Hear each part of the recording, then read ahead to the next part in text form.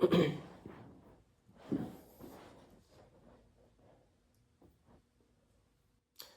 everyone, my name is Kyle, and in this video I'm going to be teaching you the 5 things that you need to know to do your first ever handstand. If you've never done any handstands before, don't be scared. We're going to work up step by step to make sure that you're comfortable the full way through.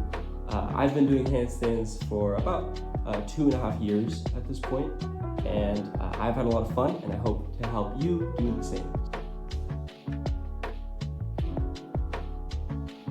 Thank you all very much for watching, and I hope you enjoy the video. Step 1 of your first handstand is to find a wall and an open space, and for this you're going to kick up while your back is to the wall to hold your first handstand. Now I'm going to show you what it looks like to kick up, how you can warm up to the idea. One drill that I like to just get a feeling for what it is to be upside down, and then the general idea of holding a handstand while your back is to the wall. So it's going to look something like this.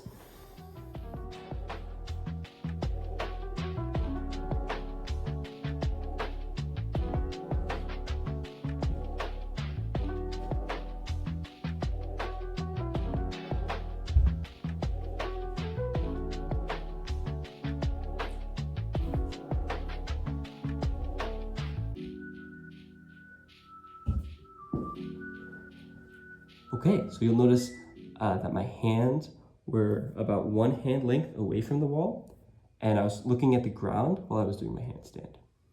Second thing I did is put my hips all the way to the wall.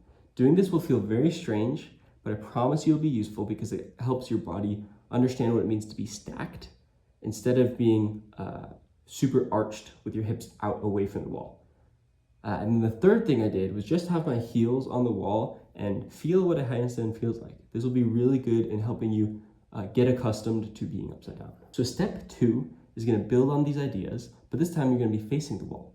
So it's going to be a walk up to the wall, and this will really be good in helping you get stacked. So because you're facing the wall, you'll be able to get closer to the wall, and then you want your wrists, elbows, shoulders, and even your hips to be all in a line. One thing to note here, you don't want to fall backwards, so if you ever do, just use your hands to step away from the wall, or you can even press with your forearms to keep your body into the wall. But I'm going to show you what a walk-up looks like, as well as how to get stacked and how to dismount.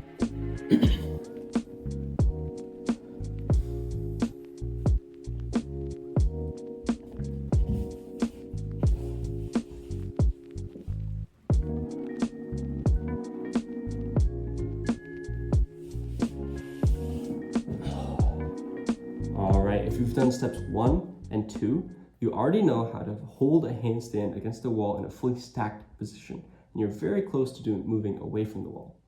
A couple things to note: if you have any wrist pain, that's a little bit normal because our wrists are not used to bending this far back, but please check out my video on how to prepare for your first handstand, and that should help out. So our next 2 steps are going to be how to dismount from a handstand when there's no wall, and how to kick up into a handstand when there's no wall. Another quick note for steps 3 and 4, please watch both steps before trying anything, because you need to know how to kick up to dismount, and you need to know how to dismount before you can safely kick up. So first, step 3 is going to be how to dismount. Now there are 2 main ways to dismount from a handstand when there's no wall. One of them we've already practiced in step 1, which is simply bringing your legs down in front of your body. The second one's a little bit more difficult because when you're falling backwards. Now, ideally, this wouldn't happen, but in reality, it's going to happen all the time, especially when you're first starting out. To mitigate this, we're going to first take a big step with our hand, as well as turn, and then second, bring our legs down into that opening that we just made. That way, instead of falling directly backwards, you're able to control your momentum and fall to the side. You can use either side. You can also step this way and bring your legs down this way. So I'll go ahead and show you what those 2 ways of dismounting look like. Okay, so the first way to dismount is simply bringing your legs back down. Looks like this.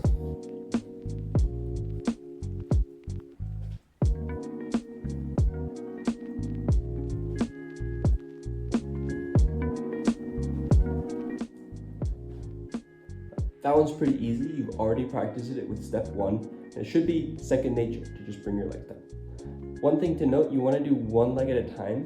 I've noticed that when I bring both legs down at the same time, it really slams into the ground. So one leg at a time is better.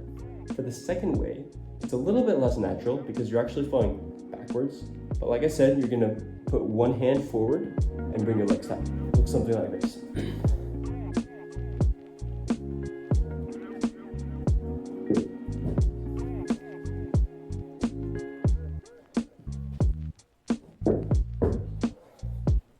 This one is essential to practice because if you ever find yourself in a situation where you're falling backwards, you need to know how to safely dismount. This should help you. Okay, now that you know how to dismount, you're ready to kick up safely. Now to train this, you're actually going to still use the wall, similar to how we did in step 1 with our back to the wall. And this time, instead of having one foot bent to hit the wall gently, you're actually going to straighten both legs. Now, this is going to be a little different because you're going to be coming in faster to the wall. You have more momentum with both of your legs extended. What you're going to do on the wall is feel out what's not enough strength, what's too much strength in hitting the wall, and what's right about the balance point where you can kick up with the right amount of power to find that balance point.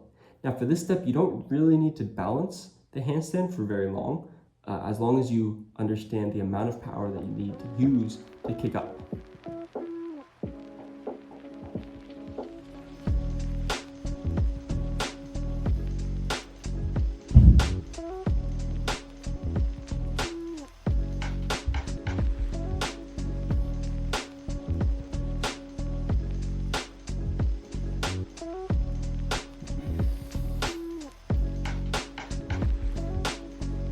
Now, your first time doing this, you may not get exactly to that balance point, but as long as you're not doing too much power or you're slamming into the wall or not even getting up in the first place, you should be good as long as you have a good idea. All right, so you've practiced kicking up, being in a stacked position, and dismounting. You're ready to practice your first ever handstand. Make it a goal to get 1 second, then 3, then 5, then probably around 10 seconds is a really good starting place for your first handstand. Looks something like this.